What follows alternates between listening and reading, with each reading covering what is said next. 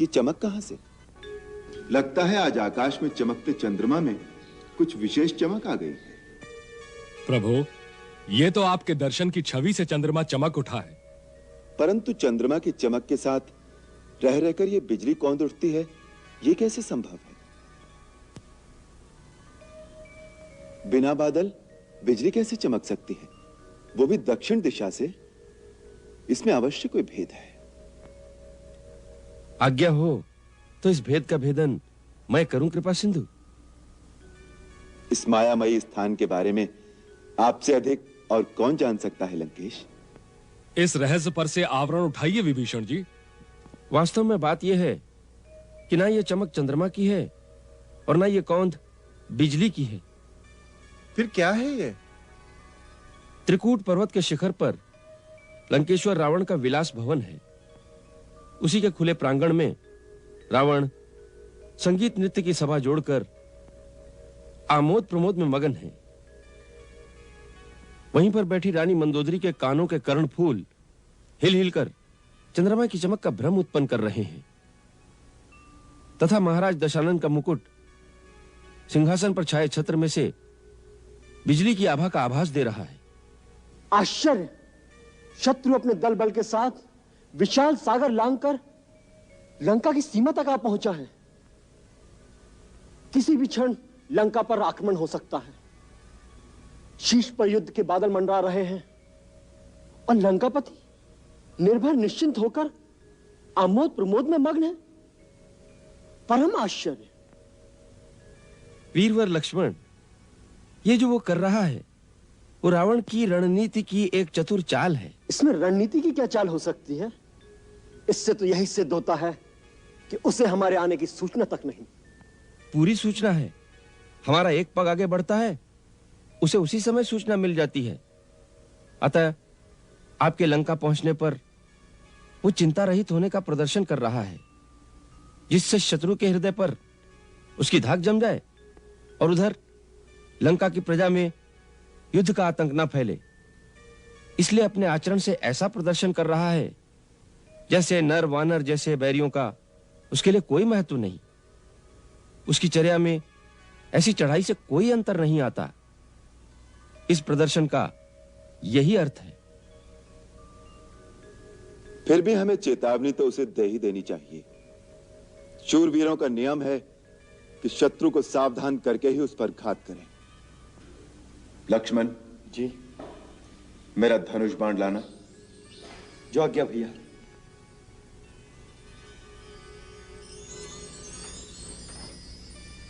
धनुष बाण क्या करेंगे रघुकुल शिरोमणि? कुछ नहीं, उसे सावधान कर दूंगा।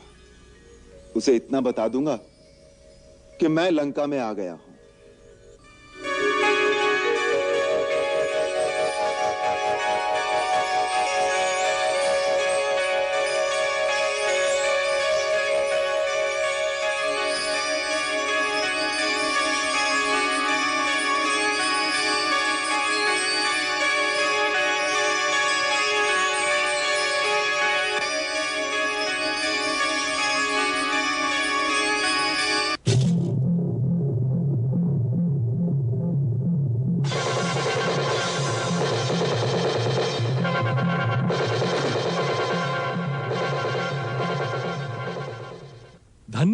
धन्य है प्रभु आप।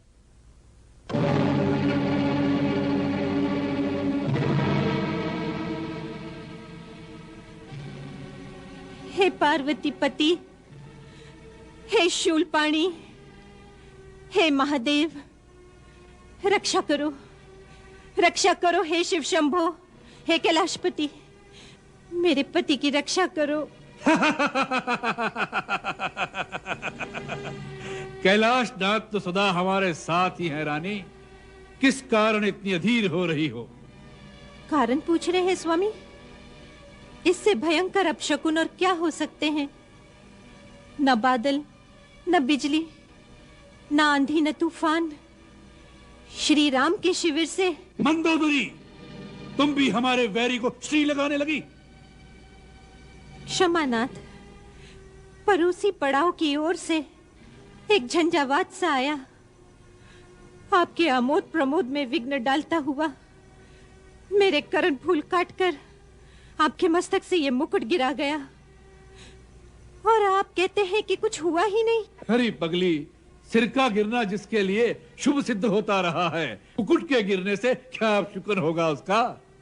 आप कितना भी हंसी में टालिए स्वामी, पर मैं आपकी धर्म पत्नी हूँ।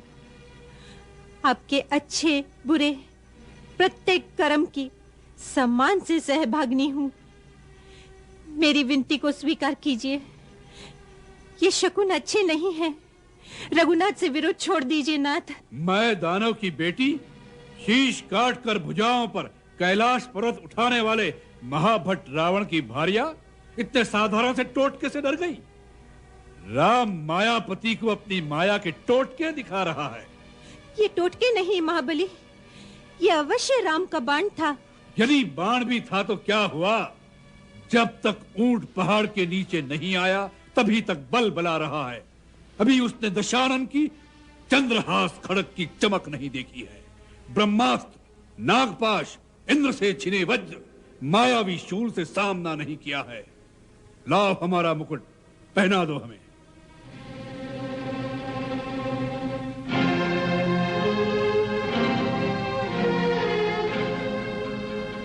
हे महादेव, अनंत काल तक लंकेश्वर के मस्तक पर यह मुकुट दमकता रहे।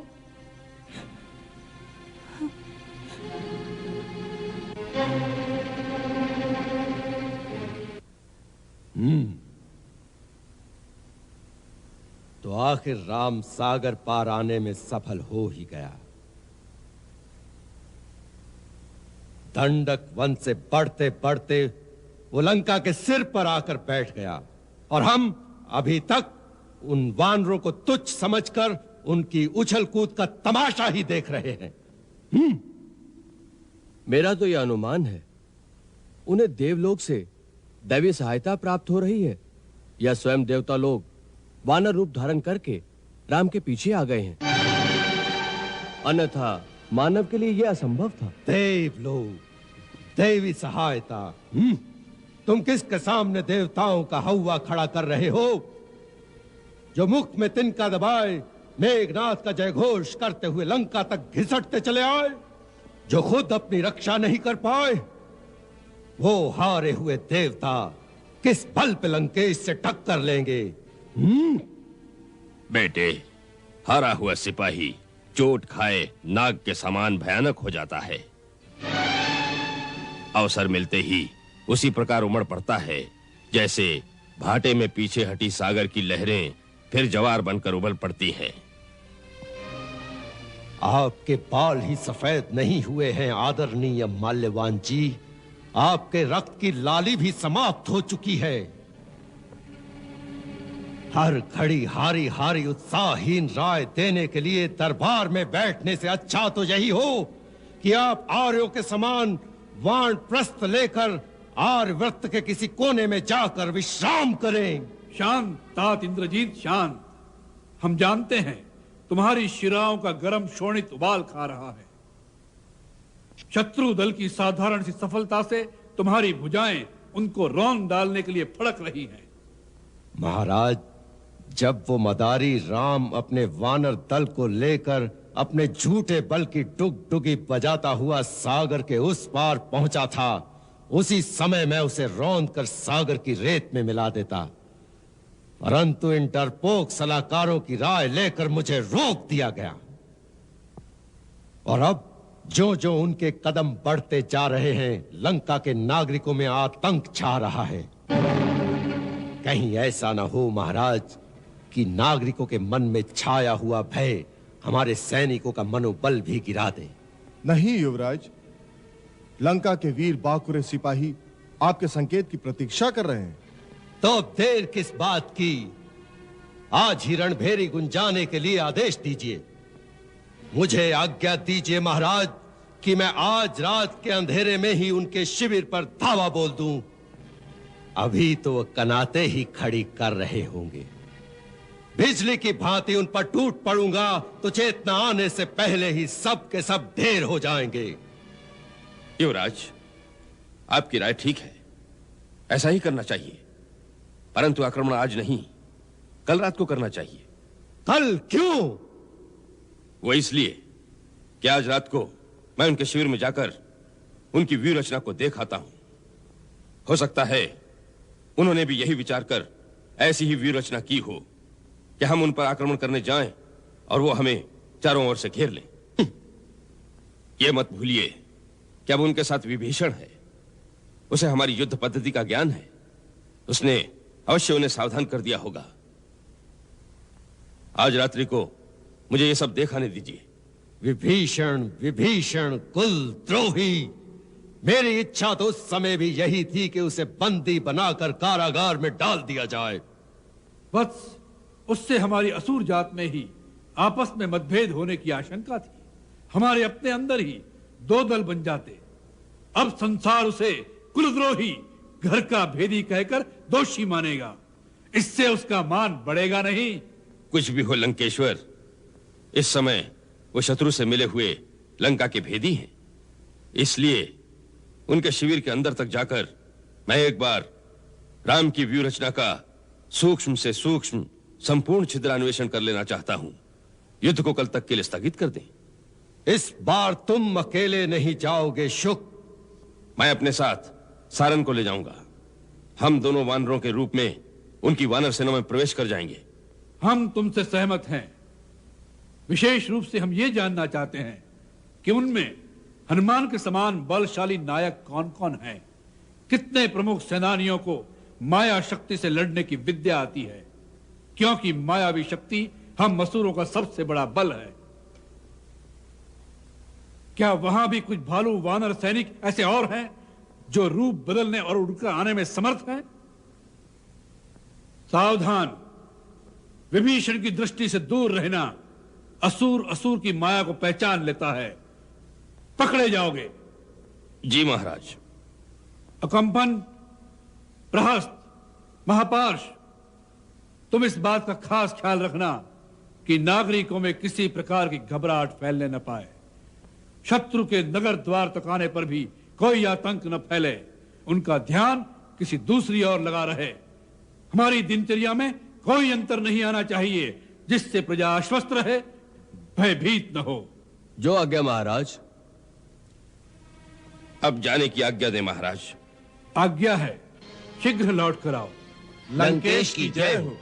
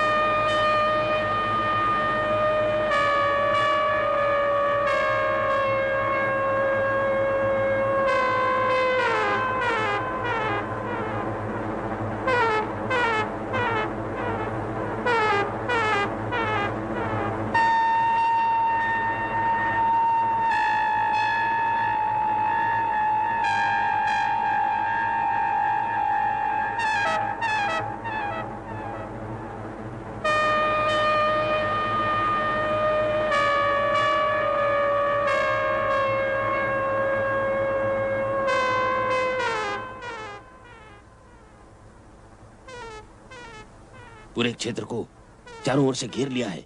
सारन, ये शिविर नहीं, पूरी की पूरी व्यूह रचना है। किसी ओर से भी आक्रमण करें, पूरे शिविर को घेर ही नहीं सकते। शुक, दरबार में तुमने जो एकाएक आक्रमण न करने की राय दी थी, वो कितनी दूरदर्शितापूर्ण थी। मैं तो दंग रह गया सारन। यदि हमारी सेना आवेश में आकर आक्रमण कर देती तो प्रथम प्रहार में मुंह की खानी पड़ती। इतने कम समय में जितनी जानकारी मिलनी थी मिल गई। अब हमें राम और लक्ष्मण की क्या सुरक्षा है ये देखकर तुरंत यहाँ से निकल जाना चाहिए। अगर विभीषण की दृष्टि पड़ गई तो सब भांडा फूट जाएगा। तुम्हारा भांडा फूट गया है शूक और सारण।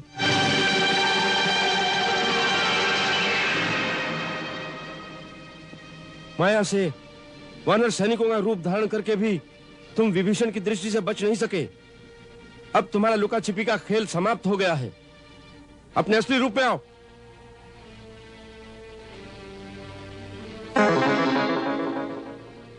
पकड़ लो इन दोनों को।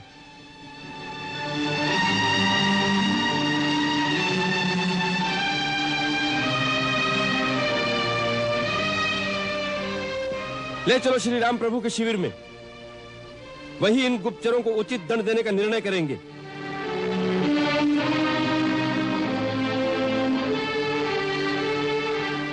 आपकी आज्ञा का पालन होगा प्रभु। श्री राम प्रभु की जय हो। पधारिए महाराज विभीषण, आसन ग्रहण कीजिए।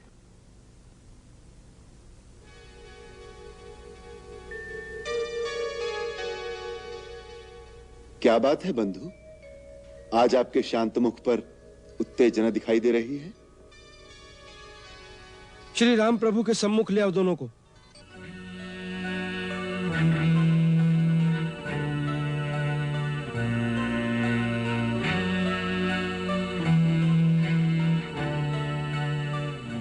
कौन है ये दोनों?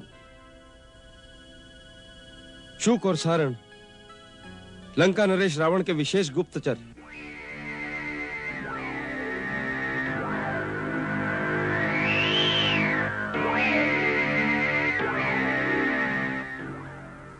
इनमें से इन महाशय शूक को तो महाराज सुग्रीव भली भांति जानते भी होंगे।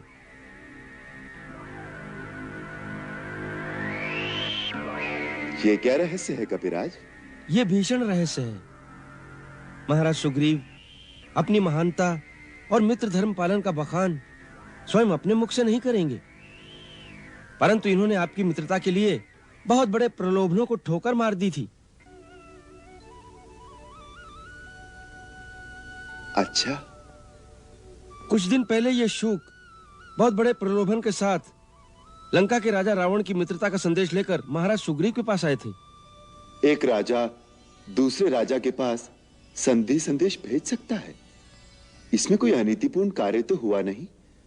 संधि संदेश का तो स्वागत करना चाहिए था। वो संधि का संदेश नहीं था, दो मित्रों की मित्रता के बीच दरार डालकर फूट डालने की कुटिल कूटनीति थी। मित्रद्रोह का निमंत्रण था। परंतु महाराज, मित्र धर्म का पालन करने के लिए रावण से शत्रुता का स्वागत करके इस ढीठ दूत को लौटा दिया था। सुग्रीव जैसे मित्रों से ही मित्रता की मर्यादा गौरवान्वित है। आज क्या संदेश लेकर आए हैं आप दोनों महानुभाव? आज ये कोई संदेश लेकर नहीं आए, ये गुप्तचर बनकर हमारी छावनी में हमारे भेद लेने आए हैं। अपनी मायावी क्षमता से वानर सैनिकों के रूप में वानर सैनिकों से हिल मिलकर हमारे निर्बल स्थलों का अन्वेषण कर रहे थे। ये वही कर रहे थे जो गुप्तचरों को करना चाहिए था। अब हम वो करेंगे जो हमें करना चाहिए। क्या करना चाहिए हमें? गुप्तचर पकड़े जाएं तो उनके लिए मृत्युदंड निर्धारित है। पहली बार जब यह दूत बनकर आया था उस समय राजनीति के अनुसार मैं चाहते हुए भी इसे मृत्युदंड न दे सका, परंतु अब यह गुप्तचर बनकर आया है। रणनीति के अनुसार इसे मृत्युदंड देना ही उचित है प्रभु। गुप्तचर का वध होना ही चाहिए, यही नियम है। युद्ध नीति है, राजनीति है। गुप्तचर को छोड़ देना रण में पराजय का कारण बन सकता है भैया। लक्ष्मण, जय और पराजय यदि गुप्तचरों के जीने मरने पर निर्भर हो तो शूरवीरता और रण कौशल व्यर्थ है। इन दोनों लंकावासियों को बंधन मुक्त कर दो।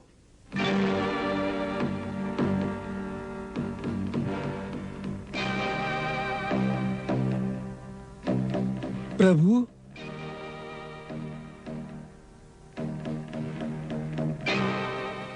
क्या आप सब हमसे सहमत नहीं हैं? नहीं नहीं आर्यश्रेष्ठ, ये बात नहीं। इन्हें मुक्त कर दो।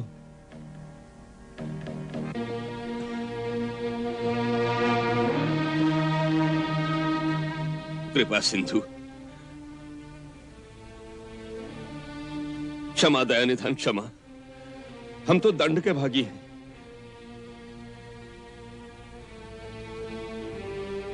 प्रभु, महाराज रावण ने हमें आपका सैन्य बल, आपके मंत्रियों और महारथियों के पास क्या क्या शक्तियां हैं, उनके युद्ध संचालन का कौशल कैसा है, रण की योजना और निर्बल स्थलों का भेद जानने के लिए भेजा था। अपने राजा की आज्ञा का पालन कर तुमने अपने कर्तव्य का पालन किया है। ये सब छलबल रणनीति के अंग हैं। यदि तुमने सारे भेद प्राप्त कर लिए हों तो लंका में जाकर प्रसन्नता पूर्वक अपने राजा को हमारे बलाबल से पूरी तरह परिचित करा दो। यदि अब भी कुछ देखना शेष रह गया हो तो निर्भय होकर तुम उसका भी अवलोकन कर सकते हो। महाराज विभीषण तुम्हें पूर्ण रूप से सब कुछ दिखा देंगे। महाराज विभीषण, इनकी सारी इच्छाएं पूरी कर दें। प्रभु, आप जैसा उदार शत्रु मैंने आज तक देखा ही नहीं। इसलिए कि मैं किसी प्राणी का शत्रु ही नहीं। आपके दर्शन करके और आपकी उदारता देखकर हमारी सभी इच्छाएं पूर्ण हो गई हैं। शत्रु पर इतनी दया करने वाला पूजा के योग्य हो सकता है, शत्रुता के योग्य नहीं। ये ज्ञान दशानन को दे सको तो लंका का कल्याण हो जाए। अपने राजा से हमारा इतना संदेशा भी सुना देना कि केवल सेना की गिनती से और सेनापतियों के बल की थाह का भेद लेने से ही युद्धों का निर्णय और बैरी पर विजय प्राप्त नहीं होती। धर्म, नीति और सत्य ही यथार्थ शक्ति होती है। जीत सदा सत्य की होती है, अन्यथा हर एक शक्तिशाली आतताई अमर हो जाता है। जो आज्ञा दयानिधान। अयोध्यानाथ, अब हमें जाने की आज्ञा दें। जाओ और जाकर लंकेश को हमारी शक्ति और हमारी सेना के सारे भेद बता दो। यह चुनौती भी सुना देना कि जिस बल के भरोसे तुमने देवी सीता का हरण किया है, वही बल अब अपनी सेना और सारी शक्ति के साथ रणभूमि में दिखाना। इसके साथ ही राजा रावण को तपस्वी राम की यह ललकार भी सुना देना कि राम केवल अपनी पत्नी के लिए ही नहीं लड़ रहा, अखिल विश्व के नारी सम्मान की सुरक्षा का आदर्श स्थापित करने के लिए एक धर्म युद्ध कर रहा है, जिससे भविष्य में ऐसी कुत्सित चेष्टा और ऐसा दुराग्रह कोई शक्तिशाली राजा न कर सके। जाओ।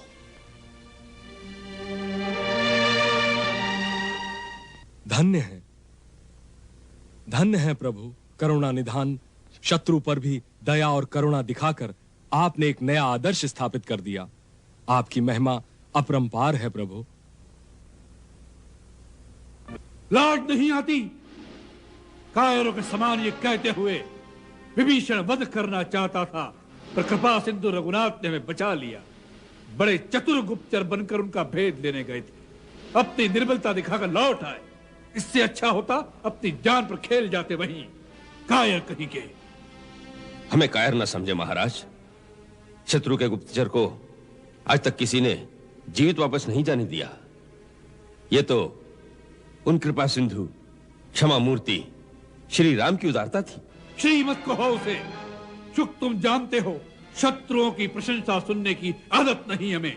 जिस प्रकार तुम बैरियों का गुणगान कर रहे हो, उससे तुम्हारी विश्वसनीयता पर संदेह हो रहा है हमें। कहीं तुम भी विभीषण के समान राजद्रोही तो बन जाना नहीं चाहते? क्षमा महाबली, क्षमा दिग्विजयी। हम पर ऐसा लांछन ना लगाएं, हमारी राजभक्ति पर संदेह ना करें। हमारे लिए लंका की इस माटी के सामने स्वर्ग का राज्य भी कुछ नहीं है। आपके एक आदेश पर हम अभी अपना सर कटवाने को तैयार हैं। महाराज, जो कुछ देखा, जो कुछ सुना, उसे बताना हमारा धर्म है। अच्छा, क्षमा किया हमने। बताओ, शत्रु दल के जो भेद लेकर आए हो, जिन वानर सेनापतियों की शक्ति की था मिली है, वह बताओ। और माया युद्ध करने में हमसे टक्कर लेने वाले योद्धा कौन कौन है, उनके विवरण सुनाओ। क्या क्या सुनाएं? किस किस का विवरण दें? वहां के साधारण से साधारण वानर सैनिक और सिपाही भालू में एक अद्भुत साहस है। महाराज, हनुमान की शक्ति को तो आप देख ही चुके हैं। वहां के साधारण सैनिकों में एक अद्भुत उत्साह देखकर हम भी दंग रह गए। प्रलाप बंद करो। त्रिकुट शिखर से हम स्वयं अवलोकन करेंगे। तुम एक एक का परिचय दो हमें। अवश्य त्रिलोक विजयी, तभी आप शत्रु के दल बल और साहस का अनुमान लगा सकेंगे। चलो।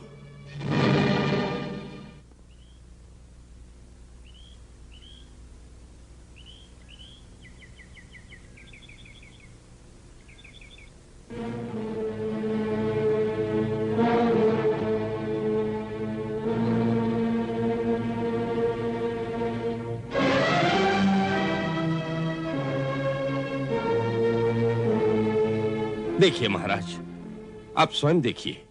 सुबेलू पर्वत, सारी पहाड़ी घाटियां, पूरा वन प्रदेश, जिधर भी दृष्टि जाती है टिड्डी दल की तरह वानर सेना छाई हुई है।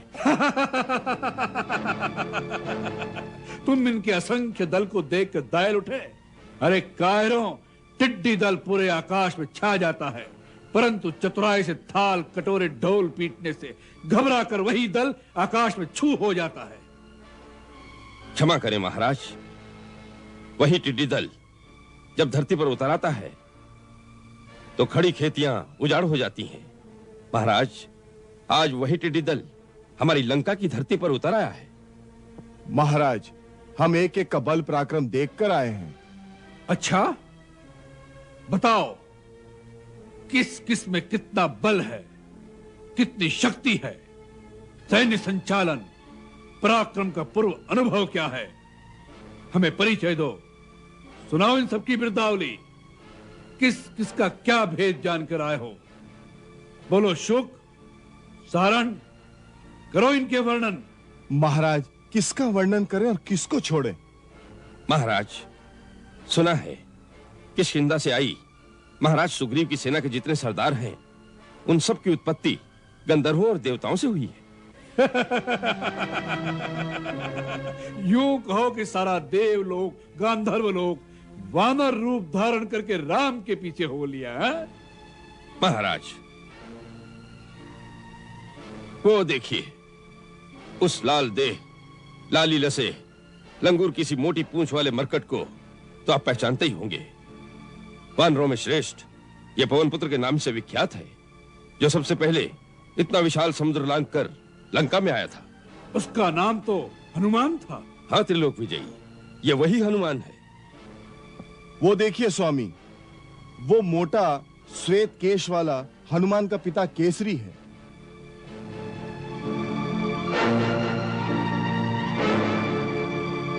केसरी? हाँ पृथ्वी पालक, देवताओं के गुरु, बृहस्पति के पुत्र, वानर श्रेष्ठ केसरी, जिन्होंने हाथी के रूप में वन में उत्पात मचाने वाले राक्षस शम साधन का वध किया था। पूरा वानर यूथ इनका आदर करता है।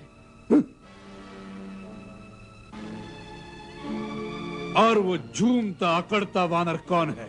वो वहां का जवान वानर युवराज अंगद है, इंद्र के पुत्र बाली का बेटा और इंद्र का नाती है। अंगद? और उसके साथ वो दो वानर कौन है? बलवान वानर महेंद्र और द्विविद है। महाराज, ये दोनों अश्विनी कुमार के पुत्र हैं। गज, गवाक्ष, गवय, शरभ और गंधमादन।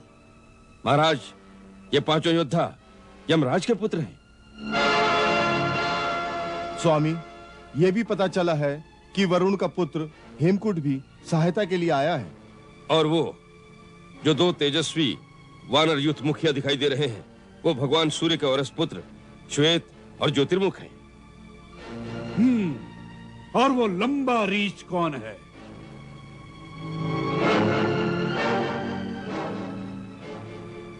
लंकेश्वर, ये इन सबसे वृद्ध और सबसे बुद्धिमान है, जिसने देवासुर संग्राम में देवराज इंद्र की सहायता की थी। इसे ब्रह्मा का पुत्र भी कहते हैं। इसके बड़े भाई का नाम धूम्र है, इसका नाम जाम्बवंत है। इसी की प्रेरणा से इतना विशाल सागर लांघकर हनुमान लंका में आया था। तब तो हनुमान से बड़ा बैरी जाम्बवंत है। सबसे पहले हम इसे समाप्त करेंगे। महाराज, आप सर्वसमर्थ हैं, और वो जो दो एक साथ खड़े हैं, उन्होंने ही सागर पर इतना लंबा सेतु बांधा है। वो विश्वकर्मा के पुत्र हैं, नल और नील।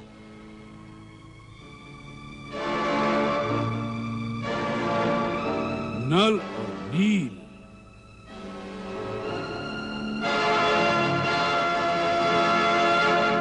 विभीषण, कुलद्रोही, हम इसका मुंह देखना नहीं चाहते।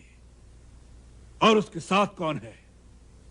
किष्किंधा नरेश, सूर्यपुत्र सुग्रीव, उनके साथ लक्ष्मण, और वो है श्री राम। श्री मत कहो, राम।